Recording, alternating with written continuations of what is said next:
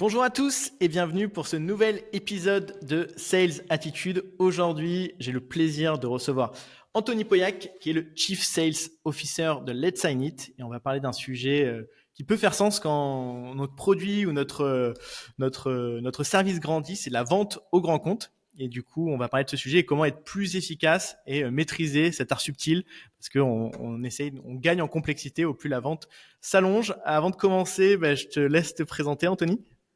Oui, bonjour. Donc, comme tu l'as dit, Kevin, je suis Chief Sales Officer chez Let's Sign It. Et donc, je pilote en fait les équipes, la totalité des équipes de vente, donc à la fois les sales grands comptes, mais également l'équipe qui adresse le mid-market et le small business. J'ai également dans mes équipes les SDR et puis la partie Sales Operation. Voilà. Sur un Top. périmètre IMIA et US. Donc en plus, on est sur un périmètre qui va à l'international avec différentes cultures.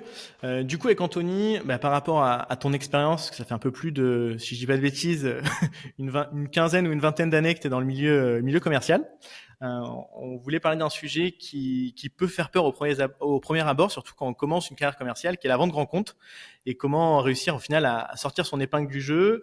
Et l'idée, c'est de partager pour toi les 3 points clés qui sont à tes yeux les éléments qui vont permettre de faire la différence entre deux équipes commerciales sur un produit.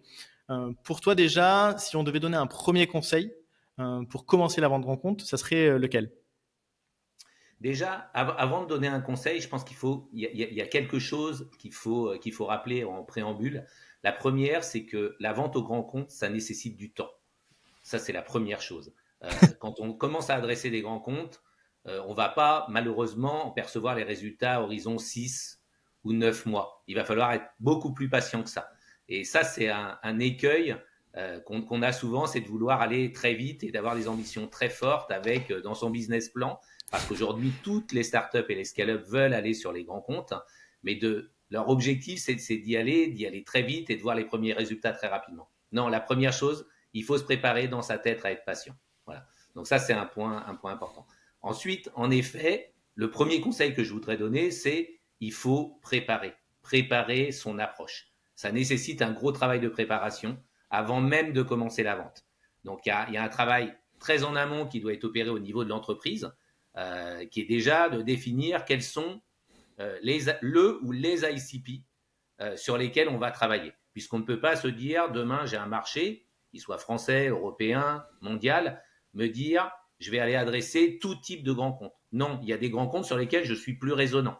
Donc, sur la base des clients que j'ai déjà signés, de taille certes inférieure, je vais déjà être en mesure de me dire j'ai cet ICP sur lequel je suis résonnant. Et donc, c'est peut-être cet ICP-là sur lequel je vais commencer mon travail sur les grands comptes. Donc, ça, c'est un travail assez global. L'autre chose, c'est pareil, c'est de définir quels sont les personas avec lesquels j'interagis.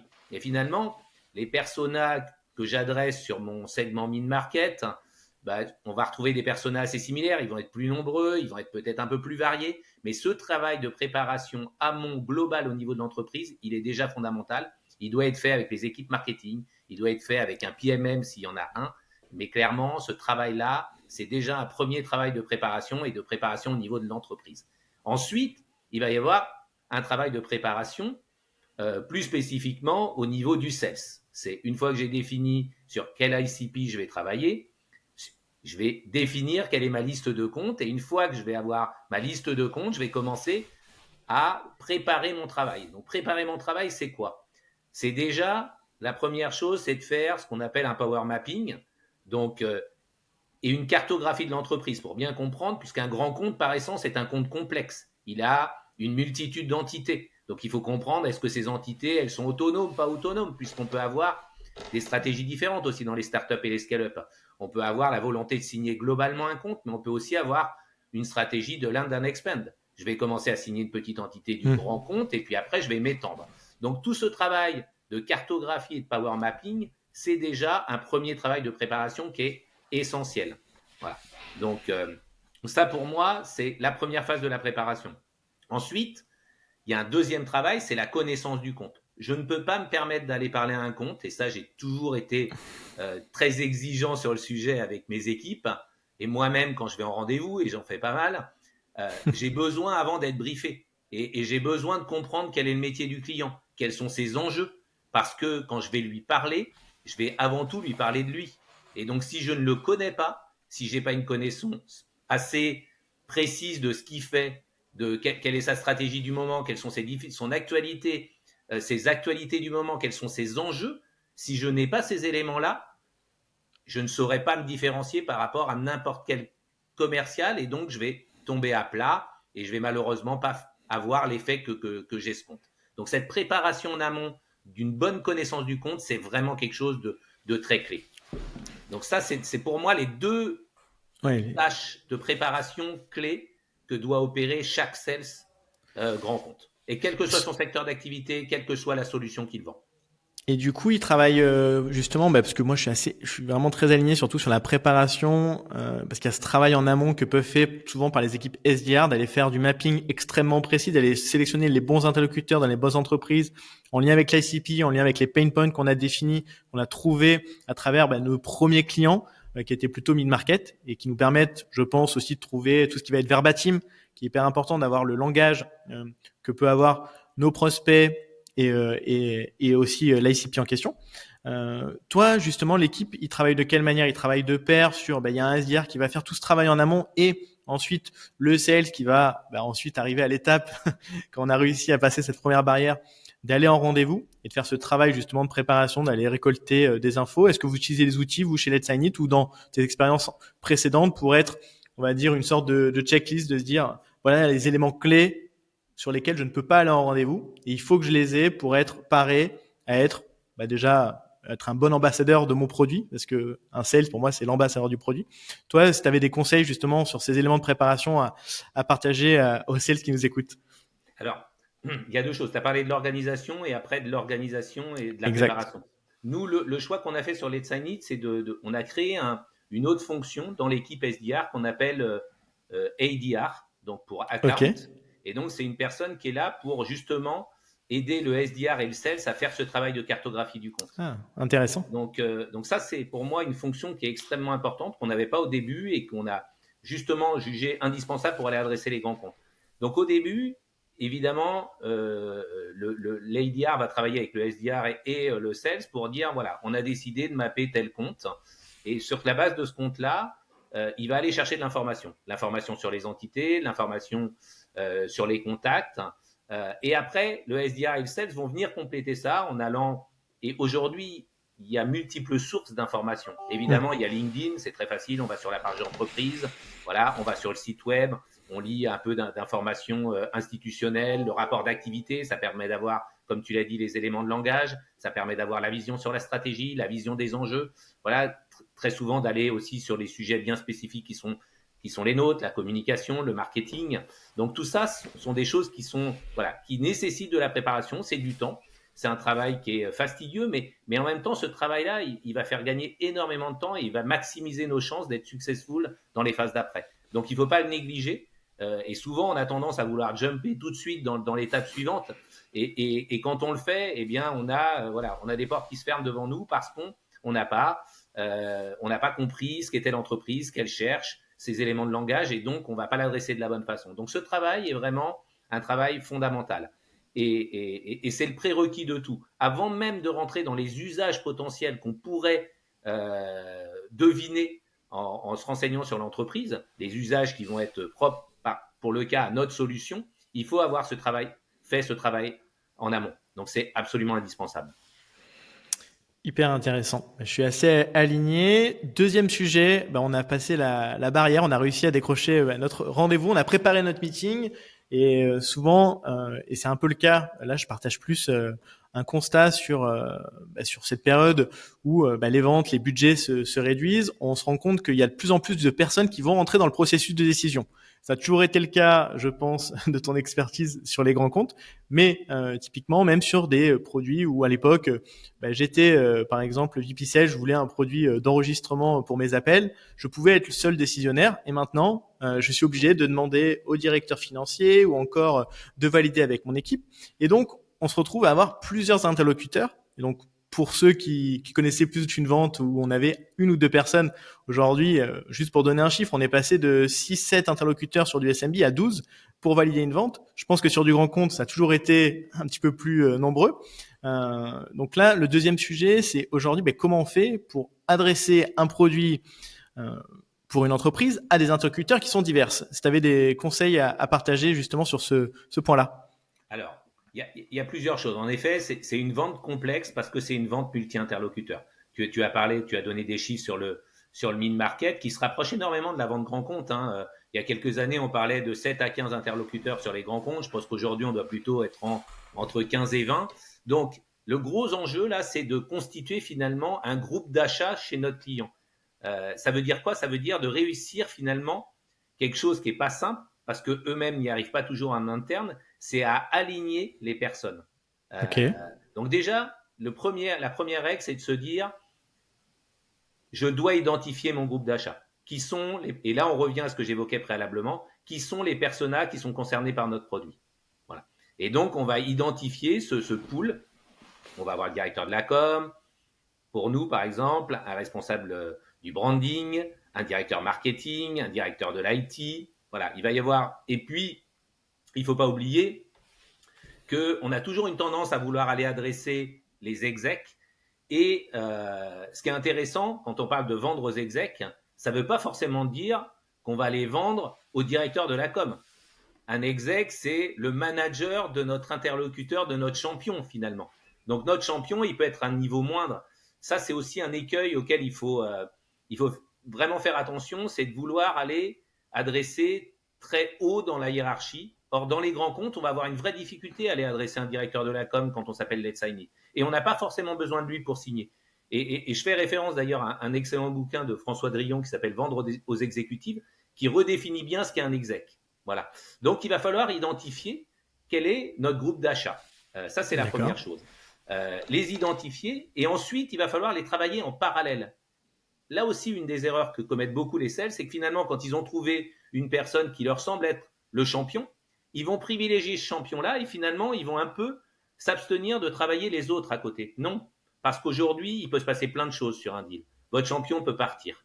Votre champion peut changer de job dans l'entreprise.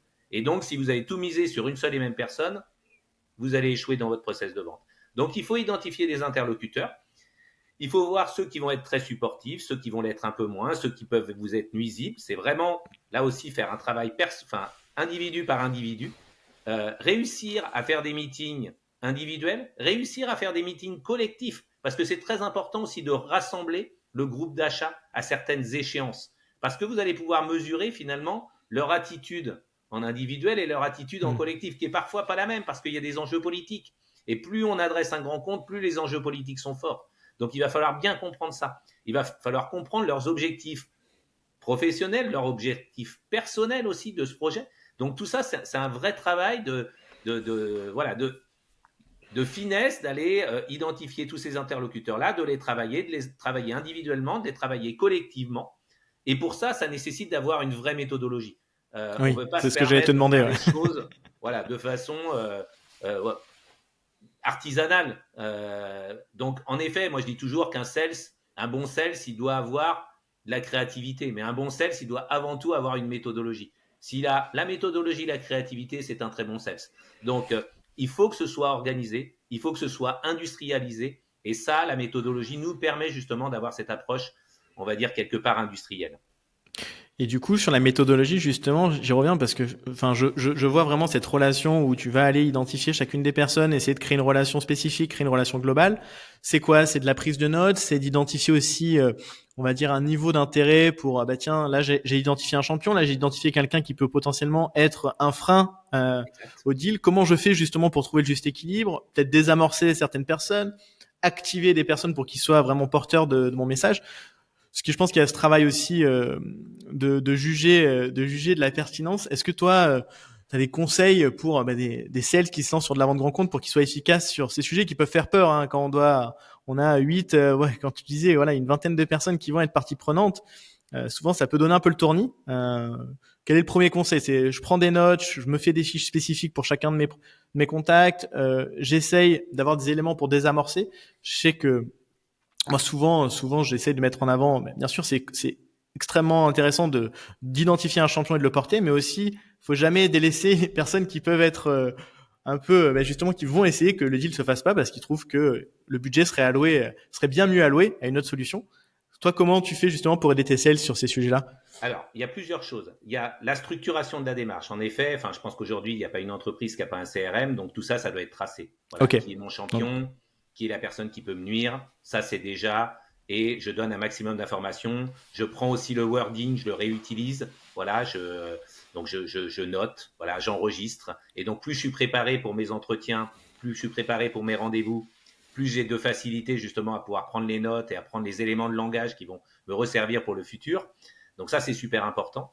C'est la première chose. Et la deuxième chose, c'est que nous, on fait régulièrement ce qu'on appelle des deals cliniques, où en fait, un sales va venir expliquer où il en est de son projet. Et donc, et de l'autre côté, on va être plusieurs personnes, on va être là pour réfléchir. Enfin, on va le conseiller, réfléchir, prendre du recul, parce que la vraie difficulté quand on est dans le business, quand on adresse un grand compte, c'est finalement de passer à côté de choses qui sont évidentes. Et on le fait pas bien souvent parce qu'on est incompétent, on le fait parce que la charge est importante, parce qu'on est dedans, on est concentré et on oublie de voir des choses qui sont essentielles. Donc nous, cette mécanique de deal clinique, elle nous permet justement d'aider le sales à prendre du recul par rapport à son opportunité. Donc, très structuré, des fiches, des notes, chacun des interlocuteurs. Un point extrêmement important, et moi je l'ai vu et ça m'est arrivé dans le passé, d'avoir des contextes très compliqués sur un compte où on a un champion qui veut absolument notre solution et on a quelqu'un qui veut absolument pas notre solution. La tendance qu'on va avoir, c'est à passer beaucoup d'énergie sur la personne qui veut pas notre solution pour essayer de le faire changer d'avis. Moi, je pense qu'à un moment ou un autre, c'est une erreur. À un moment, Ok. évidemment, il faut pas l'exclure, mais à un moment, l'énergie, il faut plutôt la mettre sur notre champion parce que le temps qu'on va y passer va être beaucoup plus bénéfique. Et de toute Ok. façon, il sera extrêmement difficile de faire changer quelqu'un, d'accord? On pourra minorer son impact négatif, mais on ne le fera pas basculer. Donc, il faudra plutôt l'entourer, aller convaincre plus de personnes autour de lui pour que ces personnes-là fassent ce travail et qu'on arme notre champion pour lui donner des éléments pour aller contrer finalement cet ennemi, entre guillemets, Ouais. chez le client. Et ça, c'est extrêmement important. Et souvent, la tendance qu'on va vouloir, c'est d'avoir une unanimité. Non, on n'a pas besoin d'une unanimité pour gagner un projet. On a besoin d'une majorité bien souvent. La seule chose, c'est qu'il faut que la personne qui soit contre vous puisse être voilà, mis en minorité et que cette minorité suffise. Donc tout ça, c'est des choses qu'il faut qu'on analyse. Voilà, c'est pour ça que ça se travaille, c'est pour ça que les deals cliniques, toute la partie follow-up d'un deal grand compte est extrêmement importante. Ok. Hyper intéressant. Et puis c'est intéressant de se dire, voilà, de se dire, on a du temps limité, on a une énergie limitée, on a des interactions qui vont être limitées avec le compte en question. Donc, où je mets mon énergie. Et je pense, ouais, d'avoir cette méthodologie, de tout noter, permet ensuite de faire les bons arbitrages pour être efficace. Si on devait partager un troisième conseil, je pense qui revient, c'est un peu, quel va être l'axe de la vente. Toi, je sais que tu es plus on va être sur de la value proposition plutôt que de dire, je propose une solution de marketing relationnel qui va vous permettre d'être plus efficace dans vos contenus de vos mails. Je pense pas que c'est l'axe que tu prends. Justement, quel conseil tu pourrais donner pour orienter son discours de manière beaucoup plus efficace et avoir beaucoup plus d'impact?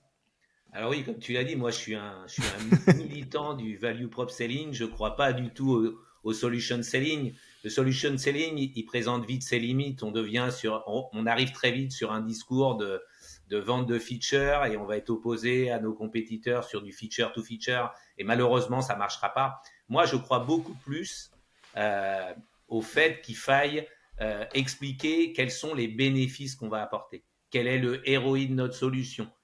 Ça, c'est vraiment l'enjeu de la vente et de la vente au grand compte. Et ça nécessite de revoir complètement son process de vente. Très souvent, la tendance qu'on va avoir, pardon, ça va être j'ai obtenu un rendez-vous, je fais une démo de la solution. C'est une erreur. On ne fait pas de démo de la solution. En plus, bien souvent, on est sur de la chasse, donc il n'y a pas de besoin. Donc quel est l'intérêt d'aller vendre une solution à un endroit où il n'y a pas de besoin? Il faut déjà faire naître le besoin. Donc on va plutôt être dans une phase de discovery. Donc on va vraiment chercher à comprendre comment fonctionne le client aujourd'hui, pourquoi il fonctionne comme ça, quelles sont ses souffrances, quelles solutions on pourrait lui apporter. Et là, on va commencer à distiller quelques insights et à valoriser quelque part mais pas par le prisme des features, par le prisme de la valeur ajoutée de notre solution, des éléments qui vont faire naître chez lui l'intérêt.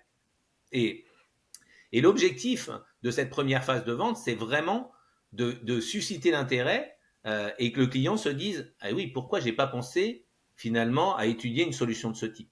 Et là, on a gagné une première étape. Ensuite, viendra évidemment les phases de démo, parce qu'on ne peut pas faire une vente sans démo.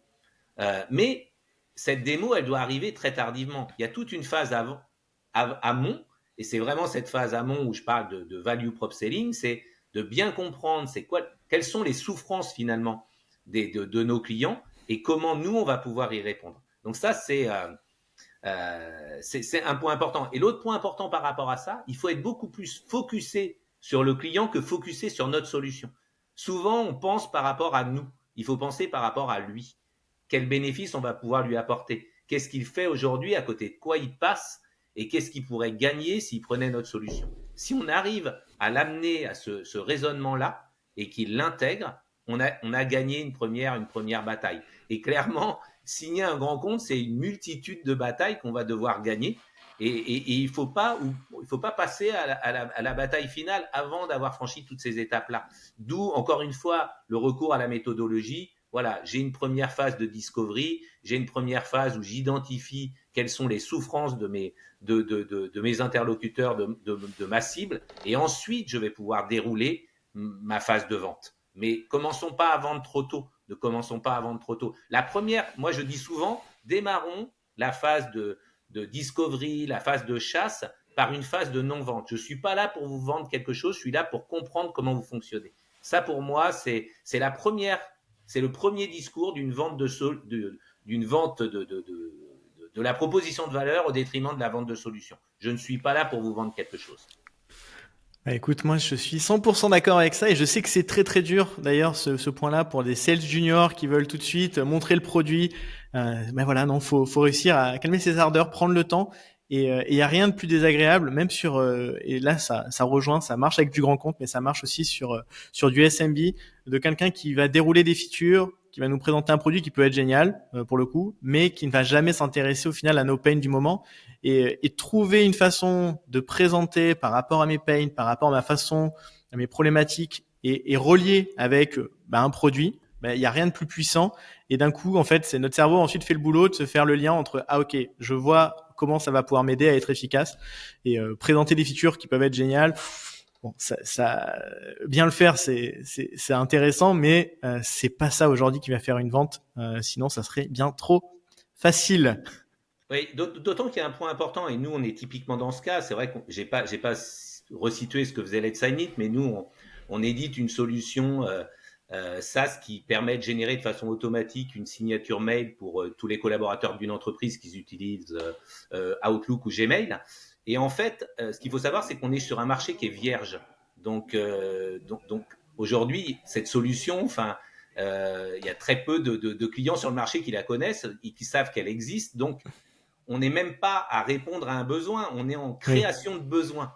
Donc ça, c'est un point important aussi, c'est parler à quelqu'un d'une solution dont il n'a même pas connaissance. Donc avant, il faut lui faire prendre conscience de comment il fonctionne aujourd'hui et après, lui amener l'évidence comme quoi, ah oui, il y a une solution qui existe sur le marché qui permettrait de faire économiser du temps à mes collaborateurs, d'utiliser la signature comme un canal d'acquisition ou un canal de communication. Ah oui, mais ça, c'est génial. Mais je ne savais même pas que ça existait.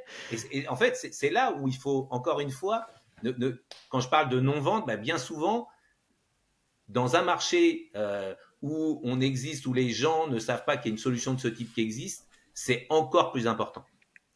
Ah là, on se rejoint 100% parce que GetAccept, bon, le côté deal room est très connu aux US ou encore en Europe, mais en France, c'est un marché qui est assez vierge. Il y a quelques acteurs qui arrivent sur le marché, mais on va avoir cette même problématique d'évangéliser sur un sujet, de créer au final une solution avec un lien de proposition de valeur qui peut être clair et identifiable pour les décideurs. Et du coup, on se retrouve sur ces sujets-là, je pense, au quotidien. Mais en tout cas, merci beaucoup, Anthony, d'avoir pris le temps d'échanger, d'avoir partagé des conseils et ton expertise sur la vente grand compte. Si on souhaite te contacter, je pense que le meilleur endroit, ça reste LinkedIn. Bien sûr. Et merci beaucoup. Et si vous avez des... Et si vous avez des enjeux d'amélioration de l'expérience de signature mail, de toute façon, vous avez un contact. Aujourd'hui, l'acteur leader va rester Let's Sign It. Donc, je vous laisse contacter directement Anthony.